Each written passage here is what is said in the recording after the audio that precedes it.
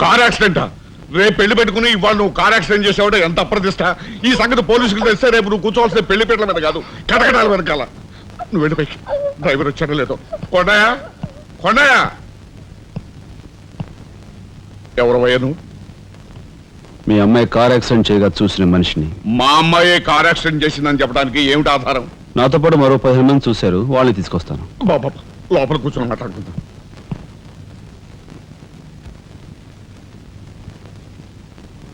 బాబు, రేపే మా అమ్మాయి పెళ్లి. ఈ సంగతి నలుగురికి తెలిస్తే దాని పెళ్లి అయిపోయి మా ఇంటి పరువు పోవడమే కాకుండా బంగారం లాంటి దాని భవిష్యత్తు నాశనం అయిపోతుంది.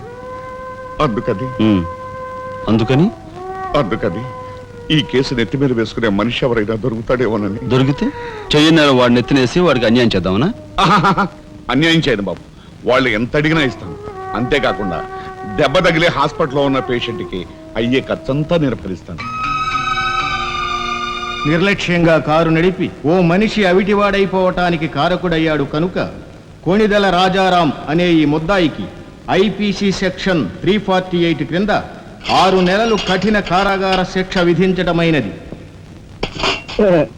సూపరింటెండెంట్ గారు పిలుస్తున్నారు.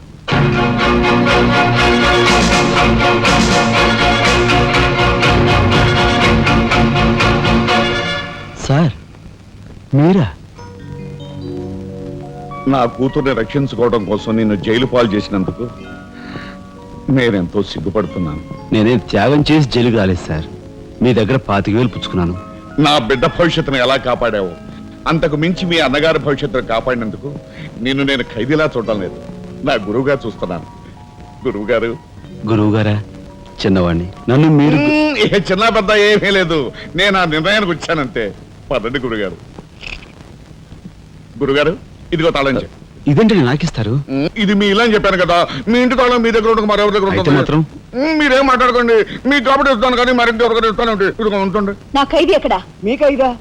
ఎవరా ఖైదీ? ఖైదీ నంబర్ 786 యాక్సిడెంట్ చేసి వచ్చాడు చూడు, ఆ ఖైదీ. ఆ గురువు గారా? ఆ గురువు గారు. ఇంతకీ మీరు ఎవరు? నేను గురువిని. గురువునా అంటే ఎలా చెప్పేది? నేను మీ గురువు గారి జీవిత రండి కూర్చోండి. What is this nuisance? ఎవరి అమ్మాయి? మన గురువు గారి వైపు గారు, గురువుని. నమస్కారం బాబాయ్ గారు. ఆశీర్వాదం అమ్మా. గురువు గారిని చూడాలి చావా? అయితే గురుగారి దగ్గర స్వయంగా తీసుకెళ్తాను రామ్మా. జిందాబాద్ బాబాయ్ గారు. రామ్మా.